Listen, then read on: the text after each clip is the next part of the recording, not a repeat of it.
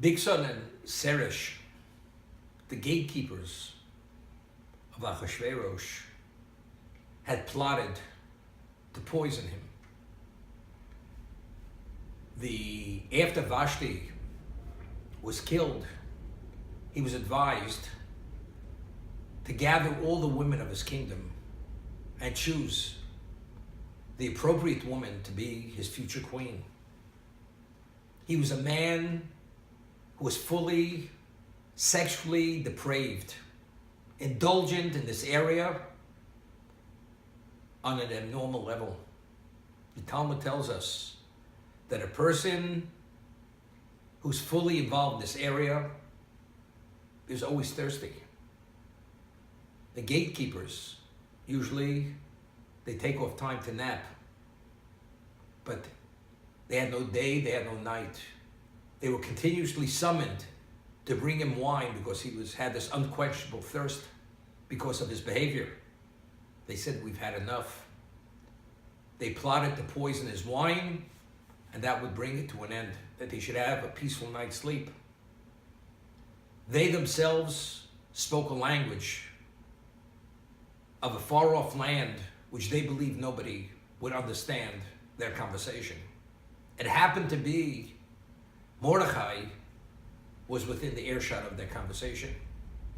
And Mordechai, being a member of the High Court of Israel, was fluent in 70 languages. And he understood what they had said. He immediately reports the plot to Esther, the queen. She immediately shares this with her husband. It's found out, the two gatekeepers are hanged.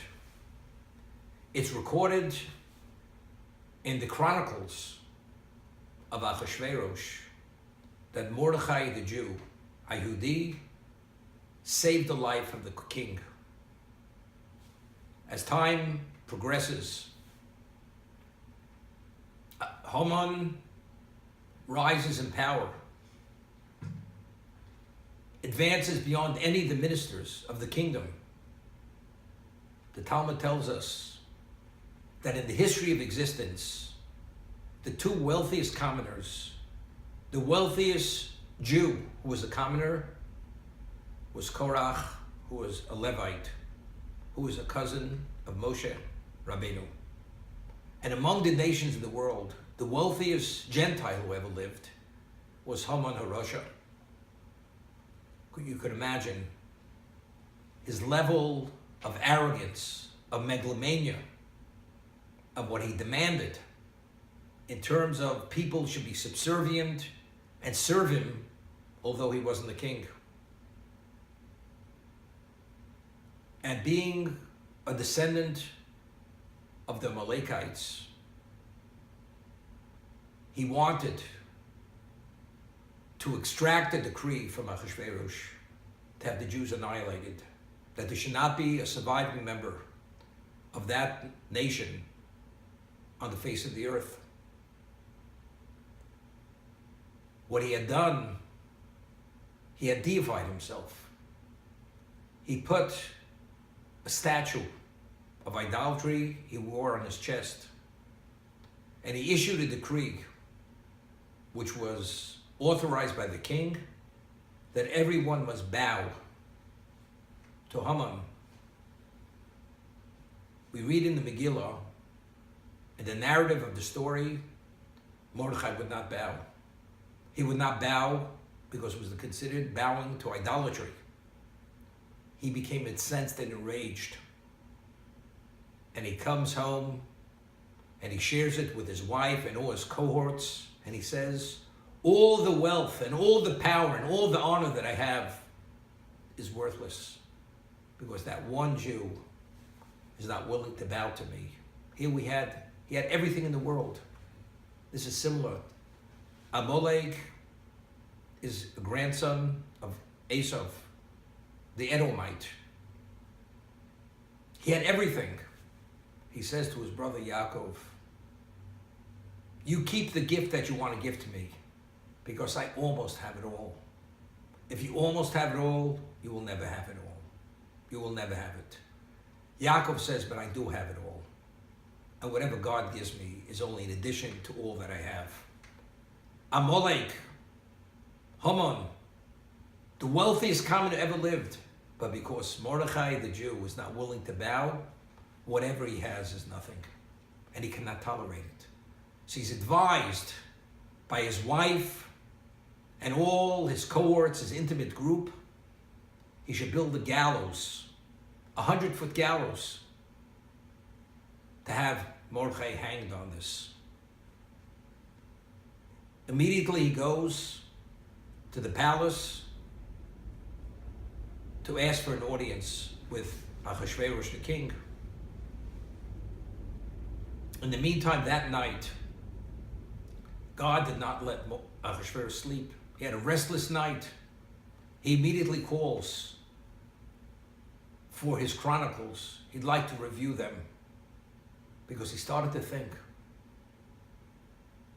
why did Esther invite Haman to her wine party, to her feast? Maybe something's going on. Maybe somebody's plotting to kill him. He was a little paranoid. Immediately, maybe he owes someone a favor, that he didn't repay that favor, and therefore, people are planning to assassinate him. And this is why he started to read through his chronicles. And sure enough, he comes upon a recording in his chronicles. Mordechai HaYehudi, the Jew, saved his life. And the information was communicated through the Queen Esther. At that moment, who arrives in the palace? Haman, with the request to have Mordechai the Jew hanged, because he's not willing to submit and acknowledge Haman. The timing is perfect. Here he feels he wants to reward Mordechai the Jew for a selfless service that he saved the life of the king.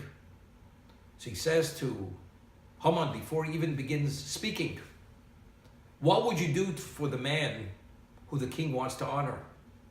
So of course, being pompous, self-absorbed, this ego, eccentric human being, of course, he thought, who else is Ahasuerus thinking about?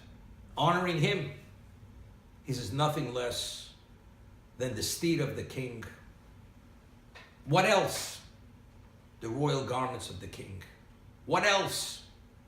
He should be led by the leading minister through the streets and call out, whoever the king wants to honor, this shall be done to him. Immediately, Ahasuerus says to Haman, immediately take the horse, take the royal garments, and take Mordechai the Jew and mount him on that horse and lead that horse through Shushan, the capital city of the empire, and call out, whoever the king wants to honor, this is the way he's honored. What's the likelihood of such a thing happening? It's an impossibility. Here, the man who wants to bring about the destruction of the leader of the Jewish people, he's the one who's denigrated at a level of submission not to be believed. And he walks in at the moment where the king realizes that Mordechai was not rewarded for his exceptional service of saving the life of the king. And this was the beginning of the end. And when he comes back home, after he was disgraced to the nth degree, and he shares this with his wife, Zeresh, who was an evil woman, and her intimate circle.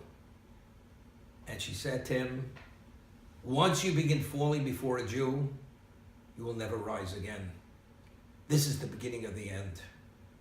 She didn't know what the outcome would be, but she says, your meteoric rise is now in descent, and ultimately, it's not going to be good. And immediately, things went from bad to worse. He was invited to the party of Esther. And the Talmud says some miracles took place. And Esther made a second party, and she immediately, and until this moment, nobody knew she was Jewish. A miracle happened. Every person who had seen Esther prided themselves that she was from their ethnic group or from their nationality, because nobody knew what her background was. Somehow each nation, there were 127 countries, each one saw that Esther was their person. And at the party, Ahasuerus wanted to know in the worst way, who is she? What is her pedigree? What is her nationhood? And finally she reveals it, and he says, and if you reveal that to me, I will give you half of my kingdom. That's how he desired this piece of information. And she said to him, there's a man who's evil, who wants to destroy my people. And if it was only a question of servitude, I would not burden the king.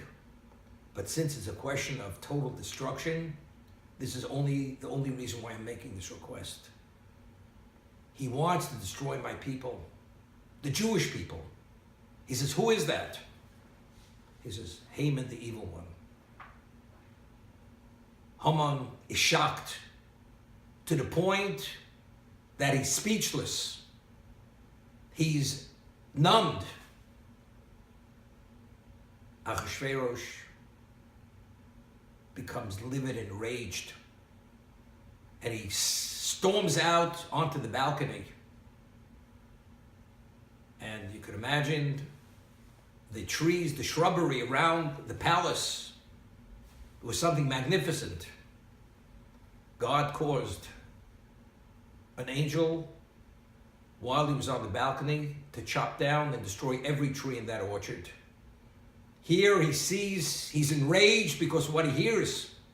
He goes out, his kingdom is being destroyed. He's unaware of certain things. He comes back in. Haman realizes that his end is near. He goes and he pleads for his life from Esther, that she should not have him killed. God sends an angel and pushes the Haman onto the bed. Ahasuerus says, do you want to capture the queen in my palace, although she's my wife? When Haman heard that, he turned many colors, and he realized his life is over. And immediately gave the order that he should be hanged on the gallows that Mordechai was meant to be hanged. Not only was he hanged, his 10 sons were hanged on that same gallows, all simultaneously. They all expired at the same moment. What's the likelihood? And Mordechai was appointed to be the viceroy of the kingdom. He took over the position, and he had a level of renown throughout the world because Ahasuerus became aware that Mordechai was Esther's uncle, not that he was her husband. What's the likelihood of all this happening? It's unheard of. If you'd write a script, you couldn't have written such a script. But God orchestrated a script which only God himself could do. Divine intervention, divine involvement, divine providence. Every moment of that period of time to display to the world, although I'm not obvious, as he was during the First Temple period, where there were revealed miracles. But if you see the full picture, although God is cloaked in nature, his blatancy and his obviousness could not be denied and ignored. Now we're able to appreciate and understand why the Hallel is not necessary on Purim. If one fully is focused on the story from beginning till the end and fully encompasses all the details of the events of that moment, and has an appreciation to what degree we are beneficiaries of God's intervention at that period of history. One cannot contain mentally, emotionally, his thankfulness and his beholdenness to God. This is beyond, this surpasses just verbal expression. We are totally consumed and subsumed by the elation and appreciation for what God had done for us. Therefore, intentionally, they did not legislate and promulgate the saying of the Hallel because they wanted us to naturally come upon this by understanding what our predicament could have been, and thank God it was not.